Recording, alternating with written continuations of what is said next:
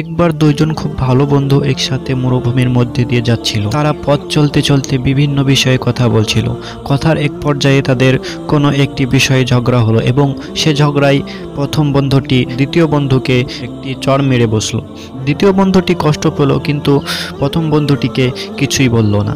সে বালিতে লিখলো, আমার সবচেয়ে ভালো বন্ধু আজ আমায় থাপ্পড় মেরেছে। বন্ধু দুটি আবার হাঁটতে শুরু করলো এবং হাঁটতে হাঁটতে একটি মরু উদ্যানের সামনে এসে উপস্থিত হয়। তারা সেখানে পানিতে গোসল করতে লাগে এবং এমন সময় যে বন্ধুটি চড় খেয়েছিল সে চোরা বালিতে আটকে যায় এবং নিচে ডুবে যেতে শুরু করে। তখন প্রথম বন্ধুটি তাকে দ্রুত উদ্ধার করে।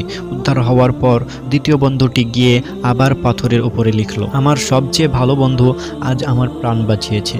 এটি দেখে প্রথম বন্ধুটি জিজ্ঞাসা করলো, কিরে, যখন মারলাম তখন লিখলি বালিতে আর বাঁচানোর পর লিখলি পাথরে, এর কারণ কি? তখন দ্বিতীয় বন্ধুটি উত্তর দিল, যখন আমাদের কেউ কষ্ট দেয় সেটা বালিতেই লেখা উচিত, যাতে ভালোবাসা ও মায়ার বাতাস তা মুছে ফেলে। কিন্তু যখন কেউ আমাদের উপকার করে সেটা পাথরে খোদাই করে রাখতে হয়, যাতে কোনো কিছুই সেটা মুছতে না পারে। তাই নিজেদের মধ্যে ছোট ছোট বিবাদ হতেই পারে, কিন্তু তা মনে বসে রাখতে নেই, কারণ বড় বিপদগুলোতে কাছের মানুষগুলোই এগিয়ে আসে।